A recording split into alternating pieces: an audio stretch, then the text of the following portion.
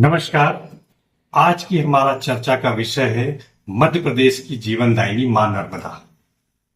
दरअसल मुख्यमंत्री मोहन यादव जी ने आज यानी शुक्रवार को नर्मदा नदी को साफ सुथरा रखने के लिए, सीधी सीधी बात में उसे साफ सुथरा रखने के लिए एक बैठक आयोजित की। बैठक होना भी चाहिए क्योंकि नर्मदा नदी हमारी जीवनदायिनी है, हमारे लिए आराध्य है। यह न केवल आधे प्रदेश की प्यास बुझाती है बल्कि आधे से ज्यादा प्रदेश की भूमि को सिंचित भी करती है। इसके किनारों पर कई हमारे धार्मिक स्थल भी हैं जो हमारे आस्था का केंद्र है। खैर, हम मूल विषय पर आते हैं। बैठक आयोजित की गई थी नर्मदा को साफ सुथरा और अविरल प्रवाह के लिए।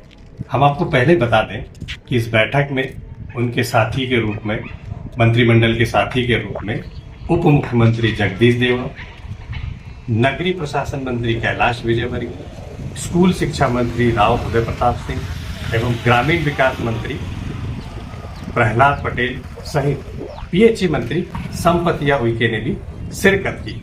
अब हम सबसे पहले आपको बताते हैं कि निर्णय क्या हुए, जो महत्वपूर्ण निर्णय क्या रहे इसमें। सबसे पहले इनका निर्णय था कि जो नर्मदा का उद्गम स्थल है अमरकंटक, वहां पर एक नई सिटी यानी नई बसावट बनाई जाए, जिसे सैटेलाइट सिटी के नाम से विकसित किया जाए, जिसे सैटेलाइट सिटी हो। दोस्तों, सैटेलाइट सिटी के बारे में हम आपको बता दें कि वह होती है जो किसी नगर के किनारे समीप एक प्लानिंग के तहत बसावट बसाई जाती है। खैर, इस विषय पर फिर कभी चर्चा कर लेंगे।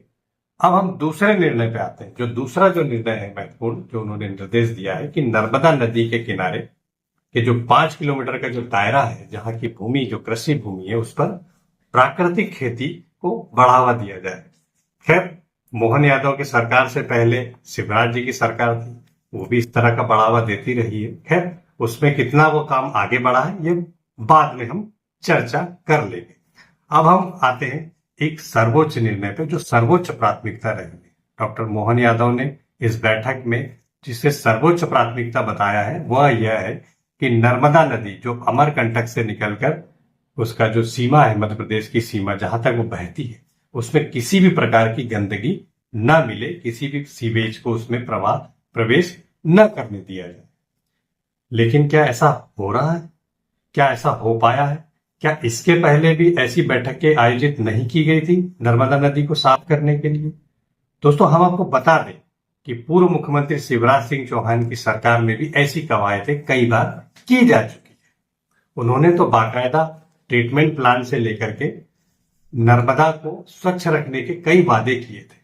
आपको बता दें कि शिवराज की सरकार में नर्मदा सेवा यात्रा जैसा महाआयोजन भी हो चुका है, जिसमें देश दुनिया की बड़ी हस्तियों ने शिरकत की थी। उसमें भी कई बड़े बड़े वादे किए गए थे नर्मदा नदी को स्वच्छ एवं निर्मल करने के लिए।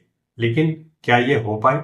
खैर, मोहन यादव सरकार भी अब यही कवायद करने जा रही है जो पूर्व में कई बार की जा चुकी है।